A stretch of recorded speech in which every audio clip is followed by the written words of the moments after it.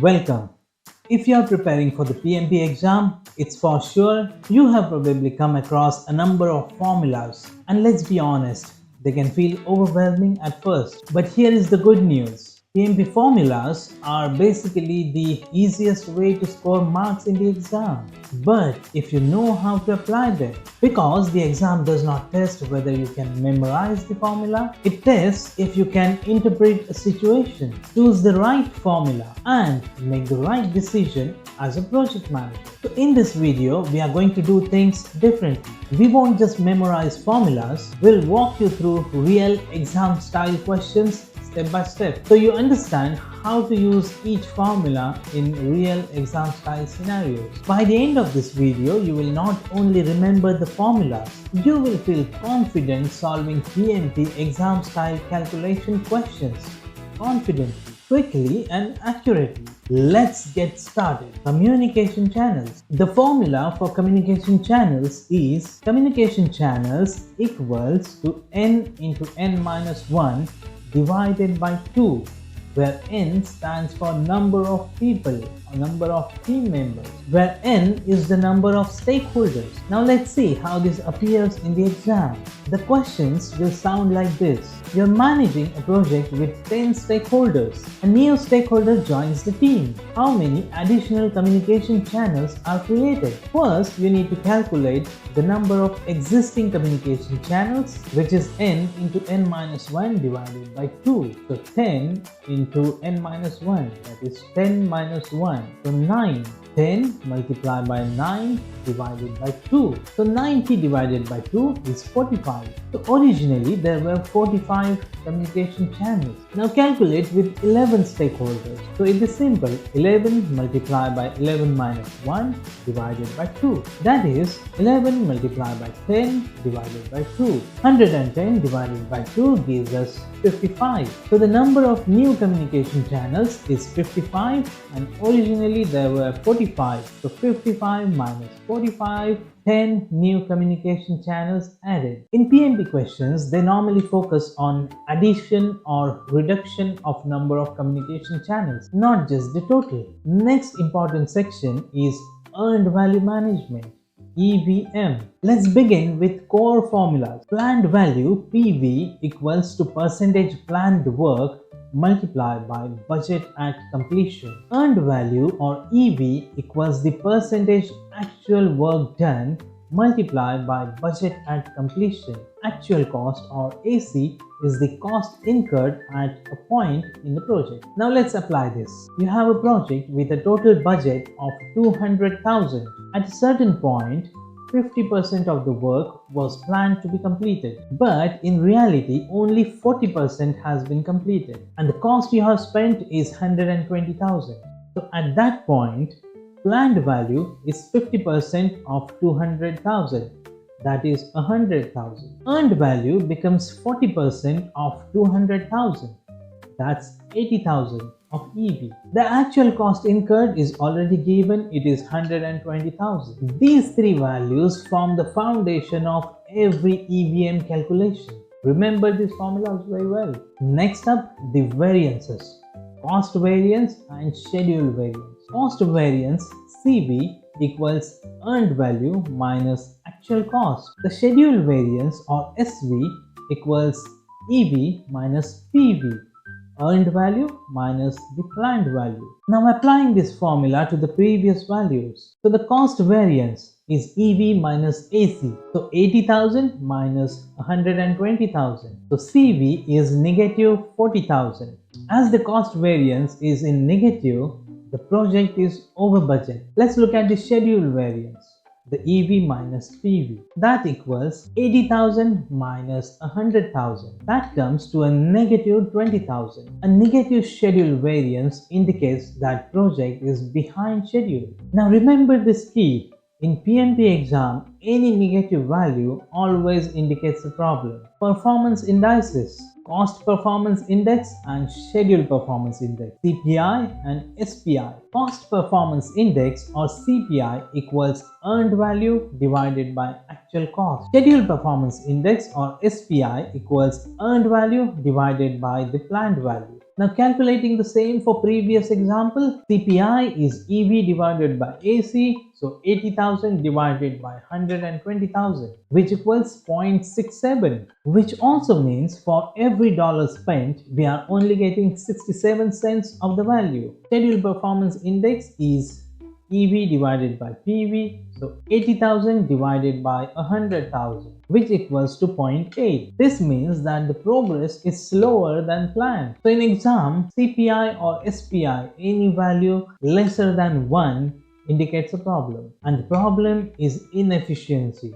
Either the project is over budget or behind schedule. Formulas for forecasting. Estimate at completion is BAC divided by CPI. BAC, budget at completion, divided by cost performance index. EAC also equals to AC plus BAC minus EV. Variance at completion is BAC minus EAC. Estimate to complete ETC equals EAC minus AC. To complete performance index equals BAC minus EV divided by BAC minus AC. Now let's apply them to the previous example. We calculated that BAC is 200,000 and CPI is 0.67.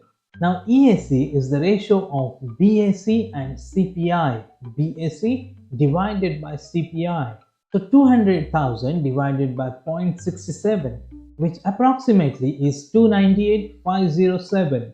Estimate at completion has exceeded 200,000, which means the project is expected to exceed its budget. VAC, variance at completion, is 200,000 minus 298,507, which again is a negative value, and that indicates project overrun.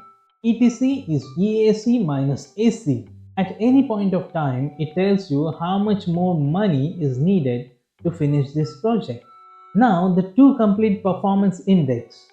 If TCPI is greater than 1, that means you need extremely high efficiency to recover, which is unrealistic. PERT and standard deviation. The PERT estimate formula is very simple. PERT estimate formula is made up of three components: the optimistic time, the most likely time, and pessimistic time. Each are indicated with O, M, and P. PERT estimate equals, in the bracket, O plus 4 times M plus P bracket closed divided by 6. Why 6? Because we are using 6 different components. 1 time the optimistic time, 4 times the most likely time, and 1 time the pessimistic time. That in total makes it 6. Standard deviation is P minus O divided by 6. Pessimistic time minus optimistic time divided by 6. Now let's look at the example. The optimistic time is 4 days. The most likely time is 6 days and the pessimistic time is 10 days. So the PERT estimate becomes, in the bracket, 4 plus 4 times 6 plus 10 bracket closed divided by 6. So 38 divided by 6 gives us 6.33 days.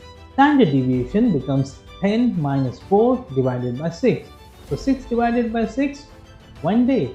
Now, if the question asks you about probability, within one standard deviation, it is about 68%. Within 2 is about 95%. So completing within 8.33 in the bracket mean plus 2 sigma gives about 95% confidence. Critical path and float. The formulas for float are late start minus early start or late finish minus early finish. Total float is total project duration minus the path duration. Let's apply this. If one path takes 14 days and another takes 12 days, the critical path is 14 days. The float for the 12-day path is 2 days. 14 minus 12, 2 days. That means it can be delayed by 2 days without impacting the duration of the entire project. Always remember, the critical path has zero float. Let's look at some financial metrics. The net present value NPV is the difference of net cash flows, the cash inflow minus cash outflow. The return on investment is the net profit divided by the investment multiplied by 100. The payback period is the ratio of initial investment and annual inflows. Now, the interpretation matters more than the calculations. If net present value is positive, accept the project. If return on investment is higher, the project is better. If the payback period is shorter, the project should be preferred. The PMP exam is testing your decision making here, not the heavy maths. The risk or expected monetary value. Expected monetary value (EMV) is a product of probability and impact. This is used to compare different risks. Risk A has 30% of probability, 30% of chance of losing 10,000. The expected monetary value is 3,000. And risk B has 20% of chance of losing 20,000. So the EMV for risk B is 4,000. Clearly, risk B has more exposure, and therefore risk B should be prioritized to mitigate. So clearly risk B should be prioritized. Let's look at a combined scenario. We already know the formula for CPI, cost performance index, is EV upon AC, and schedule performance index is EV upon PV. Now it is given that EV equals 150,000, AC actual cost equals 100,000, and PV equals planned value equals 120,000. So the CPI becomes 1.5. So the CPI becomes 1.5. So the project is under budget. SPI becomes 1.25. The project is behind the schedule. The SPI becomes 1.25. The project is ahead of the schedule. This is a well-performing project. In PMP, the correct response is normally to continue monitoring rather than overreacting. Now here is the takeaway. You don't need to memorize each and every formula blindly. Focus on understanding what each formula tells you about the project. Is the project over budget or under budget? Is the project ahead of schedule or behind schedule? Is the project at risk or in control? Once you start thinking this way, the PMP exam formulas become logical rather than intimidating. And that's exactly how you pass the exam. If you found this video helpful, please follow PMX Hub for more content on PMP exam and project management. Please follow PMX Hub on YouTube, Facebook, and Instagram. Thank you.